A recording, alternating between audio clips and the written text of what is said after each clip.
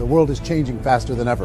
What used to take decades is now taking years or even months. What you see right now is the illusion that people have had for many decades about the workplace being this secure place to work the rest of your life. For the first time in the history of our nation, our children will not do as well as us. We've seen our friends get laid off. We've been laid off. We've had our pay cut. People are overworked and underpaid. They seem to have less time and less freedom. They live under constant pressure. This is going to be forced. And so even if your employer loves you, you may have to cut you. There's something wrong that on Monday morning, the heart attack rate increases by 35%. Technology is accelerating, job security is declining. It just doesn't seem like the old models of making a living are as reliable as they used to be. Every aspect of our lives, there's a better way out there, but we're still doing it the old way. We live in the greatest country on the planet, and there are a lot of people sitting around complaining and being cynical. Like everyone's whining about this old model, and I'm like, why don't you leave it? Look at all this over here. Look at all this opportunity. Since so much of our lives revolve around our work and the way we make our living, many people are thinking there just has to be a better way. The biggest challenge facing our world today is not making money, is what are we going to do with all the displaced, unemployed people? People are afraid that they're going to make the wrong decision. People are afraid of the unknown. People are afraid that maybe I don't have the skills. Hey, sports fans, industrial age is over. It's dead. It's dying. That's why going to school to get a job is an obsolete idea. A steady paycheck is an industrial age idea.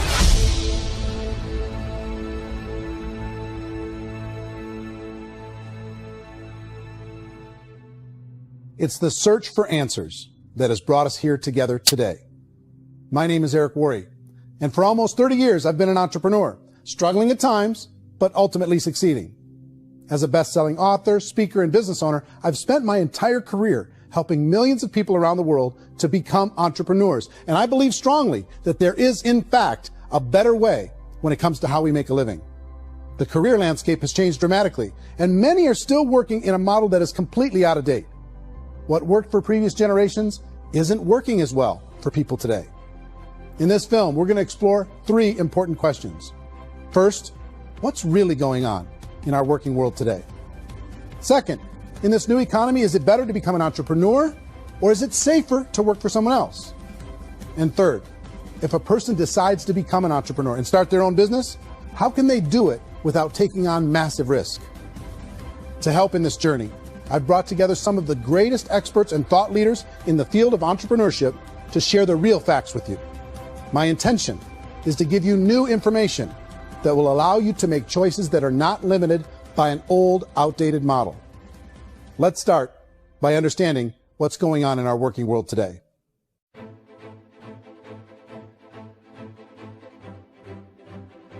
Let's look at unemployment. 30-40% of the people are honestly not working, but would be working. What our government does is if you haven't found a job in 6 months, we don't call you unemployed. We pretend you dropped out of the labor force. I've often said that unemployment, particularly structural unemployment, that's unemployment due to technological changes, is the first sign of economic growth. Think of it, 10 people live on an island. They go out every day and fish. One day, new technology shows up. A missionary brings them a net. Now, using the net, one pilots the boat, one throws the net. 2 fishermen can do all the work 10 used to. That's a 500% increase in productivity, 2 doing the work of 10, in one day. You don't have to learn a lot to learn how to throw a net instead of throw a fishing line. The island's got a big problem, 80% unemployment. But the island still has all the wealth of the fish because the 2 people produce as much fish as 10 did. Now, of course, looking back in history, these changes used to take thousands of years. And during that time, we went into farming and transportation. Some of us became doctors and some teachers and lawyers, and we developed all these new professions and new manufacturing jobs. Today, these changes are occurring literally in one day when a new technological advance occurs, and we don't have the social structures to deal with it or to retrain the unemployed people. So one of the things that I think is interesting as I travel across the country and really travel around the world is the way that we work and the way we get paid for work is changing pretty dramatically.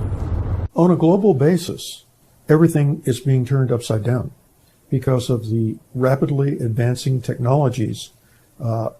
They are eliminating many jobs, and we have been left with many people not prepared for the jobs that exist. A lot of demand in public companies was to squeeze out all the fat and to get just as much margin as we possibly could, and fat equals humans. So this idea of job security and information age is so obsolete, but it's still taught inside our school system. And that's where the problem starts. There's no financial education in school system, and people are still trained to be employees to work for that paycheck. This is a chart on the middle class.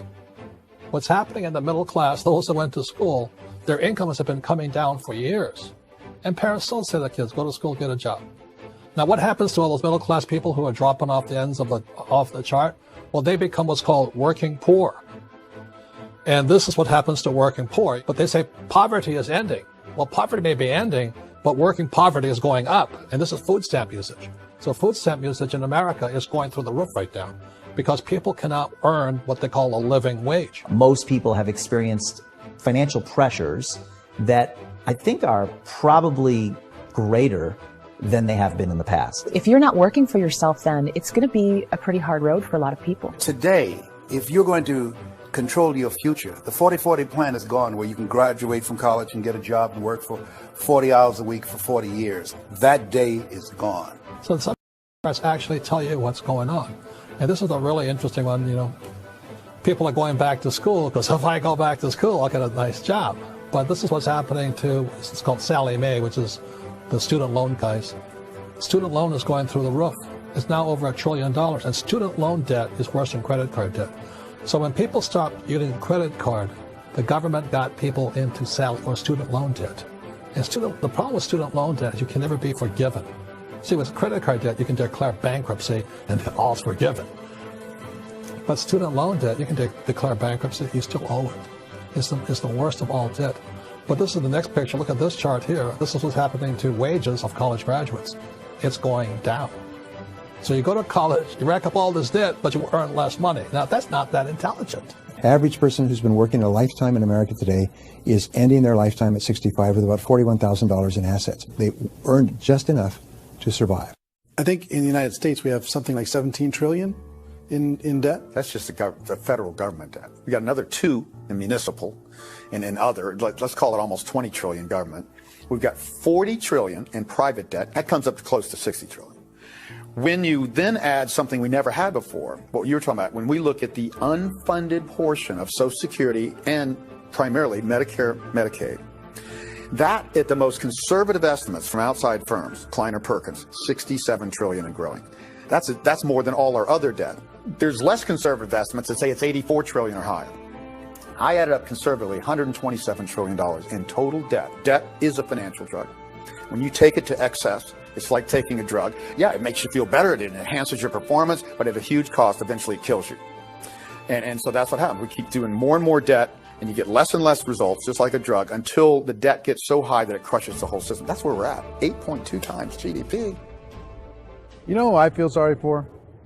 I feel sorry for the person who dreads going to work, who is sick to their stomach on Monday morning, who hates their alarm clock, who gets a little glimmer of hope on a Wednesday because it's hump day and says, thank God it's Friday.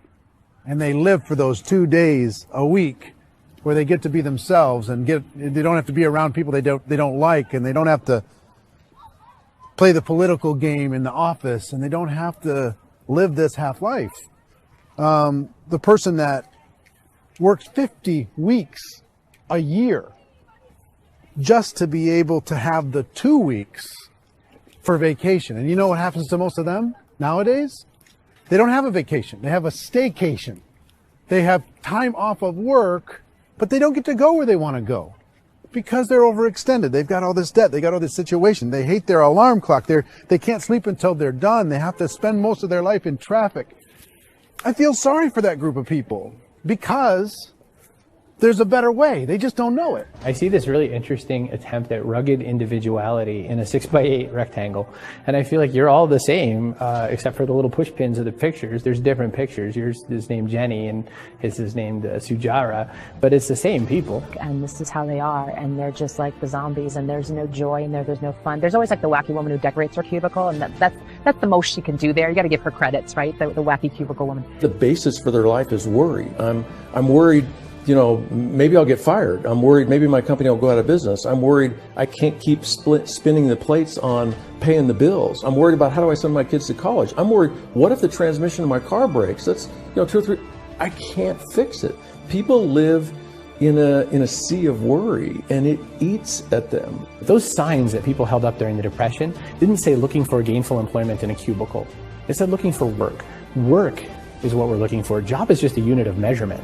Work is what we're going after. It's time to look in the mirror and say, it's not the economy, it's my economy. It's my little world of where I am. I need to improve. I'm not going to wait for the economy to come back, because frankly, the economy is doing great in this country.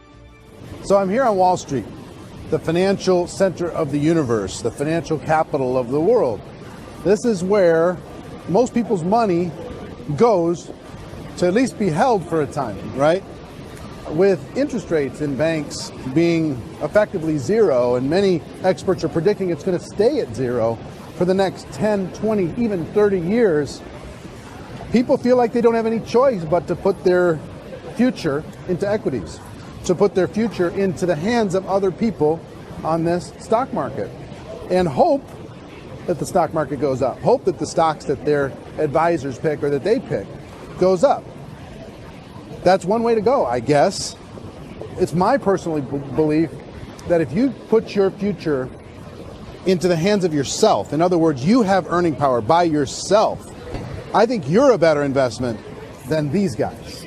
I think you controlling your future is a better option than handing over your retirement to these guys.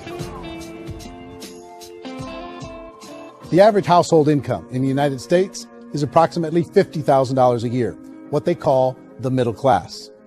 To reach the top 25% of income earners, you need to earn at least $90,000 a year. To reach the top 10% would be a household income of $140,000, the top 5%, $190,000, and to be in the top 1%, you'd need a combined household income of at least $380,000 a year. So here's the question. What do you think would give you the best chance to move up and get to the top 10%, the top 5%, the top 1% or beyond? In my opinion, and in the opinion of many, many experts, the answer is to become an entrepreneur, to become your own boss. I think you have to be a business owner. I can't, the only time I ever say to someone it'd be great to be an employee is when they've already told me they've surrendered. I only tell people who are wounded spiritually that they should be an employee. And it's that feeling that you get when you pick up the backpack off the little Cub Scout and say, don't worry, little guy, we'll get you back to the camp. It is in no way a kindness when I tell someone they'd be a great employee. The other status symbol really increasingly is lifestyle. I mean, people can own their own business, maybe even work out of their house. I tell you, people admire that. Like, gosh, I wish I could do that. The spirit of the entrepreneur is to be a risk taker and to be resourceful and unstoppable and to have a vision of yourself beyond where you are and not willing to settle for life as it is. Think about the great entrepreneurs. They're visionary. They have heart. They're willing to do today what others won't so they can do tomorrow what others can't. Personally, I don't think of the new economy, the old economy. I create my own economy. The entrepreneur's in control. I decide what the economy is going to be like. In the world of entrepreneurship, there are no limits. You can make as much as you want, depending on how much you want to work and how smart you are and how great a team you put together. There's no more lifetime rewarding business than being an entrepreneur. Why in America, where anyone could be anything, where people want to give up their freedom and become effectively a modern-day slave, told shut up and be here every morning at 7:30, leave at 5:30, and do what I tell you? If people decide to become an entrepreneur and work for themselves, they have some traditional options, but they're riskier than you might think. Any kind of a retail business, retail build-outs is extremely expensive. Even just these small little yogurt stores where they're putting little yogurt machines and you get all the different flavors, you're spending $200,000, $300,000, $400,000 to open a yogurt shop. I would love to buy a Dunkin' Donuts, but it's $500,000 or so to start. I don't quite have that just-in-case money. Risking lose it all, and most guys do 2 or 3 times, and even big guys like Branson, because I'm such a fan of his, half his companies don't work. If you make $1 million, your problems are going to go away. If you make $1 billion, your problems are really going to go away. Just the opposite. You and I know when you're making $1 million, you got $1 million responsibilities. You make $1 billion, you got 1,000 times $1 million responsibilities. And most people say, I'd love to be my own boss. 70% of Americans would love to be their own boss, according to recent polls. But they don't know how to get there. Because what are you going to do? One, you could buy an existing business. If somebody's selling an existing business, you have to ask why. usually because it's probably hard. It's probably not making as much money as they hope. 2, they could buy a franchise, a little less risk, proven system, but it's expensive to be able to do that. 3, they could start something from scratch. And that's where a lot of people feel like, I don't have the chops to do it. I don't have the money. I don't have the product idea. I don't have the expertise. I don't have whatever it's going to take to be able to get there, and I can't risk my family to do it. So 4th, they could become an investor. A lot of people in this town invest to try and figure out a way, but you got to be pretty smart with that game too, right? Venture capitalists, who are the very best and most sophisticated in investing in new breakthrough businesses, make it on 1 out of 11. That means 10 out of 11 are mediocre or fail. Most of them fail. That's the risk there. An angel investor is lucky to get 1 out of 15 or 20. A business is a team sport. Like, I have to have accountants, I have to have engineers, I have to have system designers, I have to have sales, marketing, I have to have accounting, I have to have mission statements, I have to have legal and all that. The average Joe Schmo, even me, I go out there, I don't have the skills to put a business together. I think the bottom line for the 4 traditional options is they take money, sometimes a lot of it. They take expertise, and they take time. All of that adds up to just too much risk for most people. I bought a business from somebody else, and it was a lot of work. And you start wondering, what did I just buy? Because I guess ultimately I own your email list, and I just overpaid for it. People that start their own business, they spend a lot of money, they spend a lot of time, a lot of effort to get things started. And the more you invest on the upfront, the harder you typically work at it. I can tell you what the success rate is in a restaurant. What is it? They're crazy enough. About 90% of them fail. About 90%, in how quickly?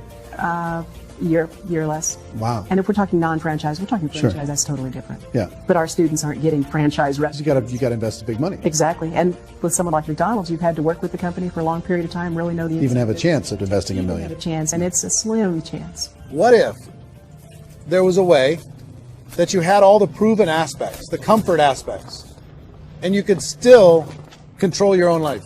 What if there was both? In other words, you didn't have to create everything from scratch. You didn't have to be a super leader.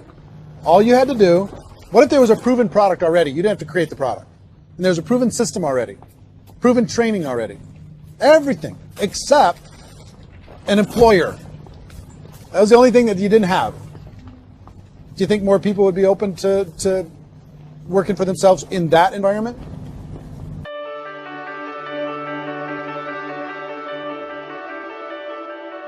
In our search for a better way to make a living, we've come to the conclusion that becoming an entrepreneur is actually safer than being an employee. And through our look at the entrepreneurial options, one particular path kept coming up from expert after expert. And I think most people will find it surprising because it's certainly a non-traditional business model. That model is for people to start their own business and become an entrepreneur through the creation of a network marketing business. Some people call it direct selling because the product is being sold directly from the manufacturer to the end consumer, cutting out the middlemen. Other people call it multi-level marketing, or MLM, because there are multiple levels of commissions paid. The most common term today is network marketing, because network marketing best describes using a large group of independent distributors, independent entrepreneurs, to move a product or service more efficiently. So my friend here, Donald Trump, and I, we always write about the network marketing industry. And the reason we support the network marketing industry is because it really is a business school for entrepreneurs. Because most people come out of school looking for a paycheck. Oh, that's terrible. I went to network marketing like that.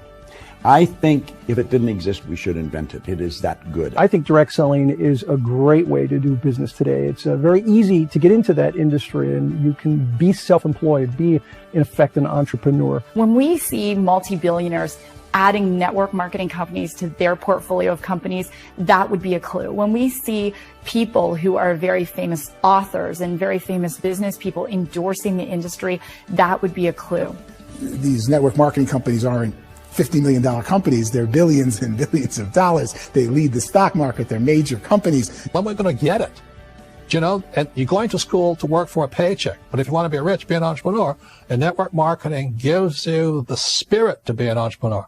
A traditional company will spend up to 50% of their total revenue on marketing. Network marketing companies use a different approach. Instead of having all that extensive marketing expense, they utilize a network of independent distributors to do the marketing for them. Now, why do they do this? First, because word-of-mouth advertising is so much more effective today than traditional media advertising. Second, some products need to be explained or demonstrated, and an independent salesperson can do that more effectively than an ad campaign. Third, it's completely efficient. The company only pays for the marketing of their product if a sale happens and not before. Imagine if Amazon allowed you to become an independent distributor and paid out 40% of its revenue to that distributor group. All you had to do as a distributor was recommend a product, and if a person bought it on Amazon, Amazon would take care of all the logistics, and you'd get paid for bringing the customer. Now imagine you got paid for every purchase that customer made for the rest of their lives. Well, Amazon doesn't offer this option, but network marketing companies do. 85% of all buying decisions in our society are made as a result of word of mouth or reputation. We're recommending things to each other all the time. You know, who's your dentist? Who's your doctor? Who's your lawyer? What detergent, are you using? What legal system are you using? What product are you using? We're talking to each other about the things that we love anyway. When you go into a big box retailer, you're lucky if the clerk looks you in the eye, much less gives you any detailed or accurate information about what you're purchasing. So of course, this personal information, this education coming from a friend, a neighbor, a relative, or even a stranger, but one who has experience with the product is extraordinarily valuable. As a matter of fact, network marketing can educate consumers probably better than any other form of marketing. It certainly can do better than advertising, because advertising usually has a certain hype to it and you can only get limited information. So, network marketing trumps advertising. If you were a typical sales company and you wanted to sell $1 million a month worth of product, you might go find 100 superstar salespeople. The quota would be $10,000 a month. So network marketing as a distribution system just flips the numbers.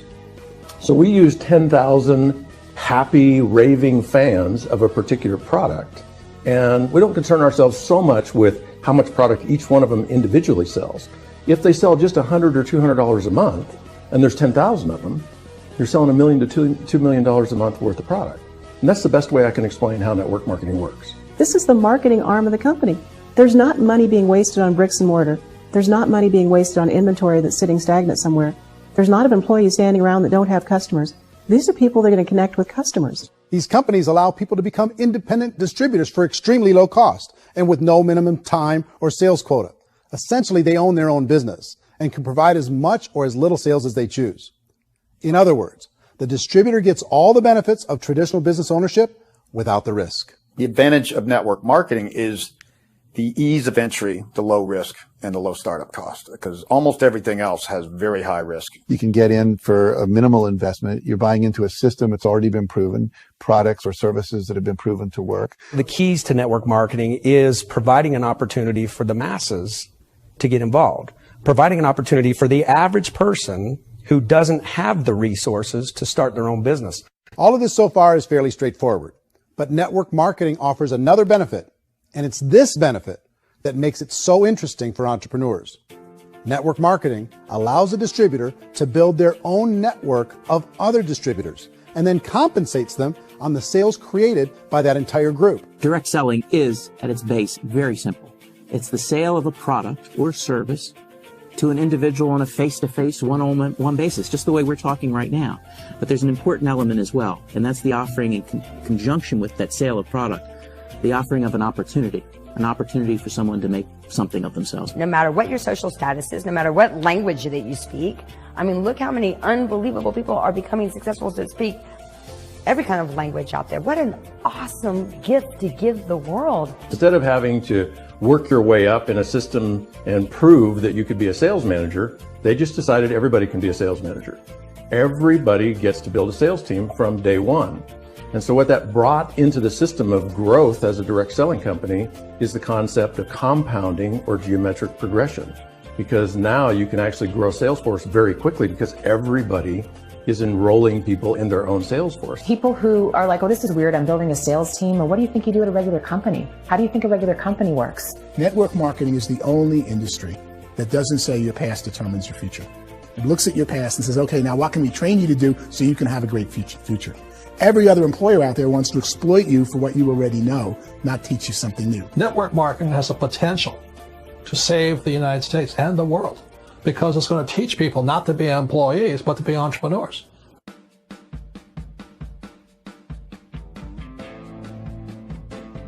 According to the Direct Selling Association, if you add up all the network marketing companies around the world, they combine to do over $178 billion a year in retail sales. To give you an idea of how big that really is, the NFL, the National Football League, does approximately $9 billion a year. The music industry does a little more than $16 billion a year, and the movie industry does about $80 billion a year. Using a conservative average, network marketing companies pay their distributors about 40% of that $178 billion in the form of commissions, which adds up to more than $71 billion a year. That's almost $6 billion a month. It's almost $200 million in commissions every single day. So it's certainly working, and people are making serious money in network marketing. With the growth of the direct selling industry over the last 10, 15, 20 years, we've seen a broader understanding of the channel. We have seen more and more people getting involved in the business. So our penetration in the marketplace has increased, and thus the understanding in the marketplace of who we are has increased. And we've seen non-direct selling companies look at the direct selling model and say, something's going on there. People are making money. Companies are being profitable. Individuals are being motivated. Product is being delivered to market. Maybe we should explore this. Some people think only the people at the top make money. Well, let's take a look at that as well. In the network marketing profession, there are roughly 500 people in the world who earn over $1 million a year. If you round that number up to $2 million a year, that adds up to about $1 billion a year. That takes the $71 billion paid out each year down to $70 billion. So where does the rest of the money go? The vast majority goes to part-time people making anywhere from a few $100s a month to many thousands of dollars a month. It goes to people who choose to make it a full-time career move and earning even more than that. Every day, people are using the money they earn through network marketing to pay off debt, have more fun, and improve the quality of their lives. Everyone I know in network marketing has been doing that since the 50s. They go to work when they want to go to work. They stop working when they want to take time with their children to have a leisurely breakfast and discuss issues and drive them to school. They go back to work when they get home or wherever they're working out of. The biggest thing that I've seen is people that have become much happier in their life. MLM has probably made more millionaires of more people in more countries, and I've spoken to them in 67 countries, than any other single form of business, starting from nothing. If they have a choice between working a job for the next 10 years or working a network marketing business for the next 10 years, the result of working the network marketing business will be better. A lot of people within the industry go on and make this a career and do extremely well at it. Network marketing has been nothing but good for everyone I know that's been involved with it because they did it seriously and they played full out and they've been very successful. It's been a constant barrage of success stories and people showing off stuff that they got as a result of it. How many people are involved? Approximately 16 million Americans and 96 million people around the world are currently participating in network marketing. And in a recent poll, 82% of those people report a good, very good, or excellent experience with network marketing. So people are happy.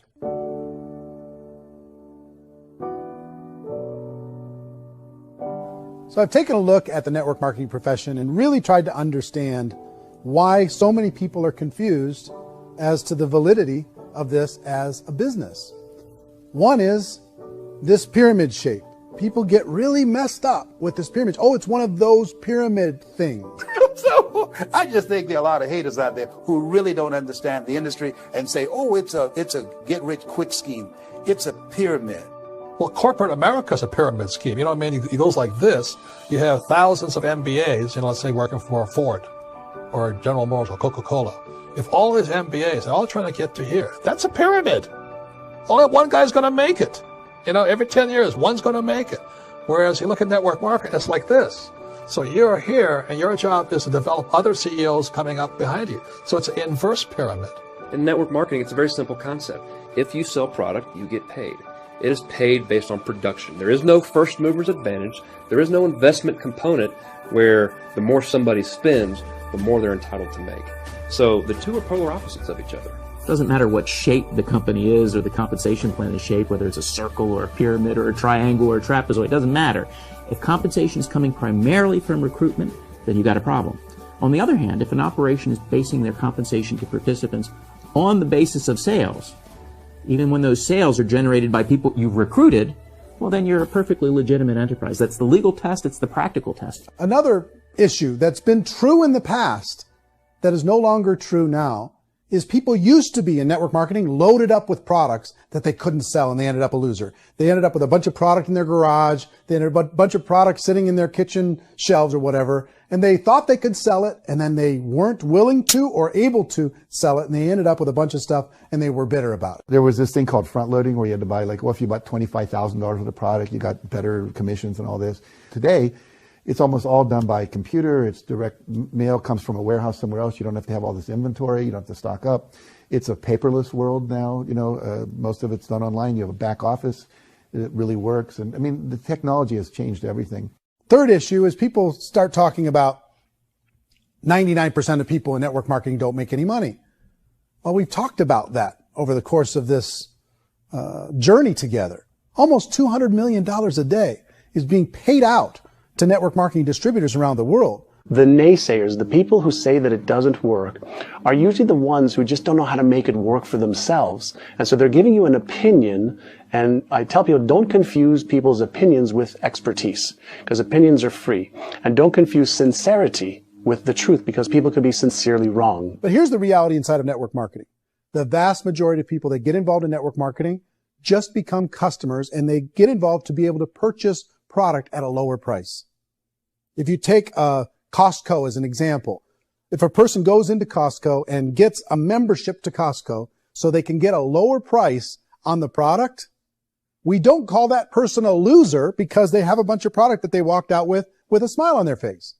Yet when some people want to take a look at network marketing, they say, well, those people, they're just using the product and they aren't earning an income, so they must be a loser. They're not a loser. They're a happy customer.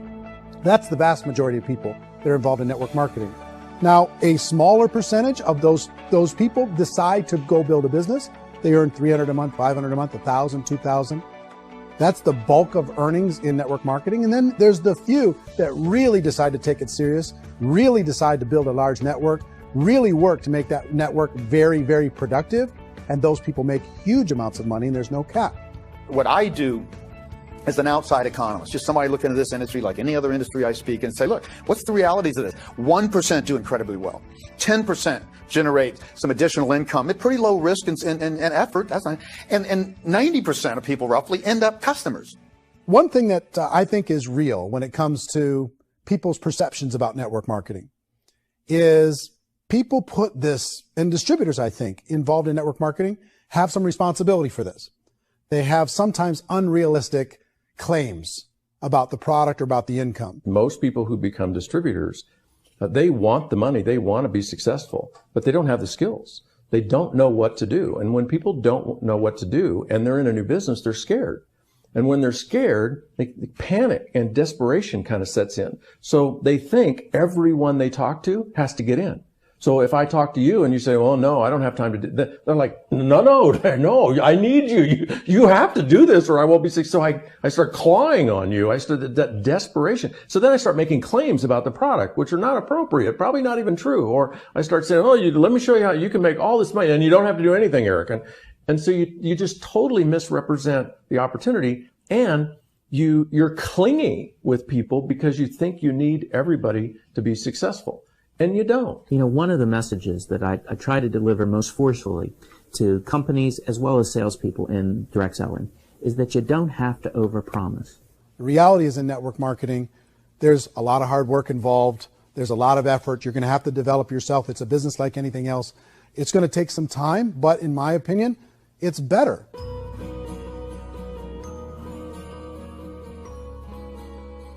It's light years better for people starting today than it was even 5 years ago. I think it's more widely accepted now, and people understand it is a business. It is being an entrepreneur. It is being a business owner. Our belief system is based upon our evaluation of something, and frequently if we reevaluate a situation, our belief about that situation will change. The industry has changed and it's grown up. It's totally transformed. You've got young people today that have grown up with social media, and they understand networks. They understand how people are connected through technology. And they understand how money flows through those networks. So when they see network marketing, they don't see it the way their parents saw it. And we've all learned, the larger industry that you represent, has all learned from those mistakes and flaws and errors that have happened early on. Early algorithms didn't work the right way. That's all fixed. It's like when they design a computer program, they design the program, then they run it, and then they go back through and they debug it. The MLM industry has been debunked. This is the day of being virtual, being able to run a business from your mobile phone. I mean, it's incredible. Companies are getting smarter. They're implementing more consumer protections. They're implementing more compliance training. They're doing more with respect to product research. If you do get involved and you make purchases of inventory, even on a voluntary basis, if you decide that this business is not for you, you can leave and have that inventory repurchased by the company. There's no other business that offers that kind of protection on a voluntary, self-regulatory basis.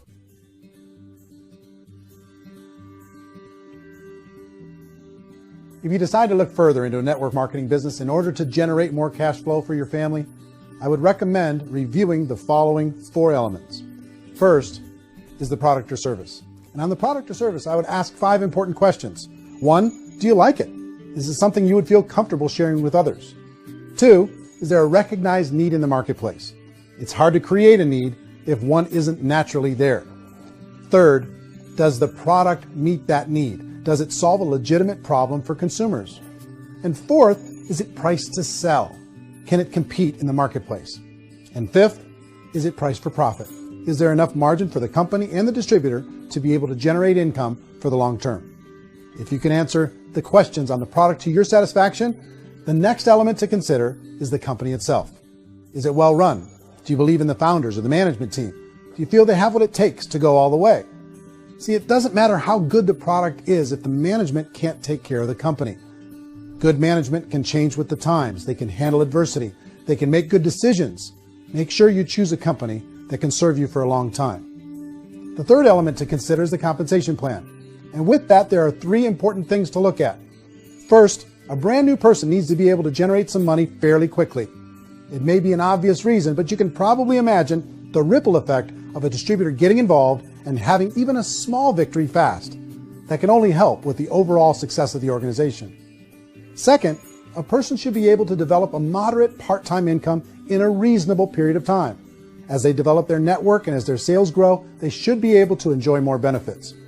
And third, for the people who are really serious, for those who decide to really go pro in the network marketing profession, there should be the possibility to make a serious full-time income if they work hard and are committed to developing their skills. If you're comfortable with the product, the company, and the compensation plan, the last thing you should look at is the support that will be made available to you. Does the company have a website? Does it have a solid online reporting tool? Do they have comprehensive training available? Do they host events to help you build your business? If you decide to do this, what kind of a support system can you plug into? Choosing a network marketing company is a personal decision. But evaluating the 4 elements of product, company, compensation plan, and support is a great place to start. Is the company promising that you're going to get rich quick or that you can make a lot of money without a lot of effort? That's a red flag. Is there a product that you really believe in that you think can be sold? Or are you being told by salespeople or the person who's trying to recruit you or by the company itself that don't worry about the product, all you have to do is recruit other people into the business? Red flag, warning sign. If you're hearing that, take a second or even a third look. Get to know the customers, the products, the business, have some success, and see where the opportunities might take you to move up in the organization. You want to find out how concerned are they about my education, my training, and my development? Is there a space for me to grow? Most important question. Learn everything that you can about the product. Make sure it's something that you believe in, and learn everything you can about the industry and work that system. You have to be very passionate about whatever that company is doing. I would get involved. You can always test drive anything, the product, the service, the community, and then lean into it a bit. If it feels good, then lean into it a lot. Behind me is the Lincoln Memorial. And this is a place where Martin Luther King Jr. had his famous I Have a Dream speech. And at that speech, he talked about his dream for equality for everyone around the world. And that's a noble dream. But I think more people need to remember what it was like when they were kids and the dream was still alive in them. Before it got beaten out of them by reality, by this paycheck, by these responsibilities, and by having to live for this job to pay the bills. I think people need to remember that, go back to that. Once they know that there's a better way, I think their future is going to be much brighter. They can live a better life.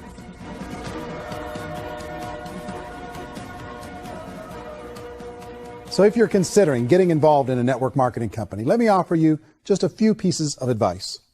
First, network marketing isn't perfect. It's emotional. It's challenging. Like any entrepreneurial venture, it can have its up days and its down days. But if you have an entrepreneurial bone in your body, it's just better. Second, if you're going to do it, decide to be professional.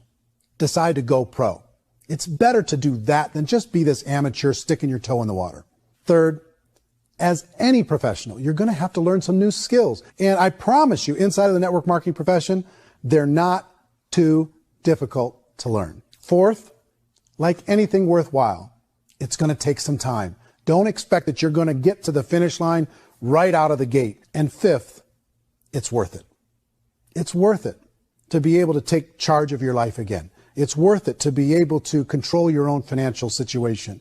It's worth it for the people you're going to be able to spend time with.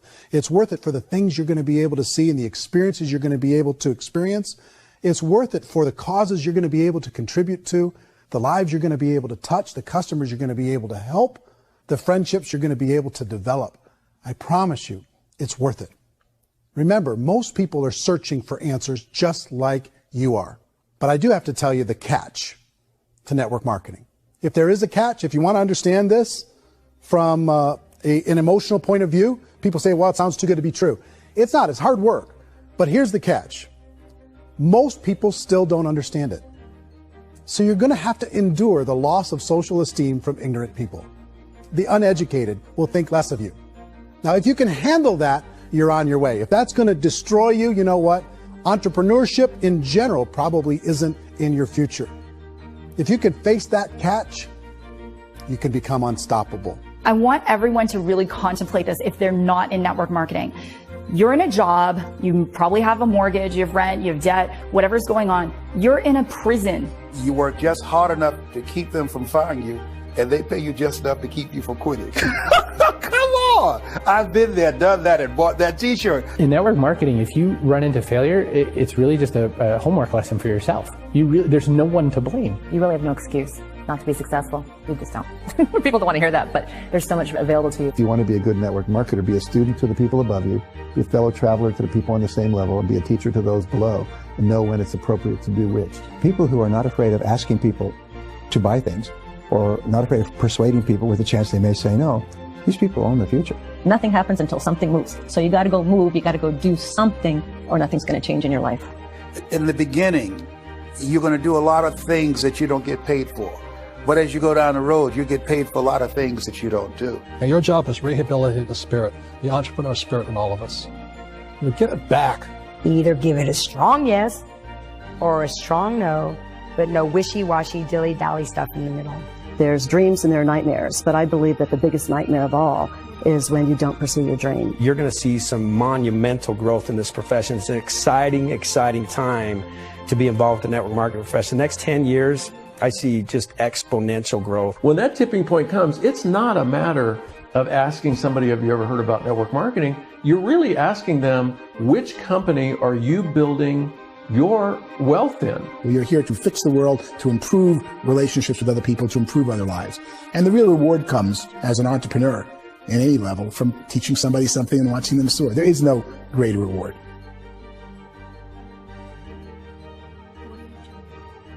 Life's too short to spend it living someone else's dream instead of your own. It's too short to spend it living at a fraction of your potential. Can being an entrepreneur be a challenge at times? Sure. But here's what you get in exchange. It can be yours. Something that you built, something that you created, something that you made happen. This balloon represents your dream. It represents entrepreneurship. My wish for all of you is that you would reach out and grab it. The choice is up to you.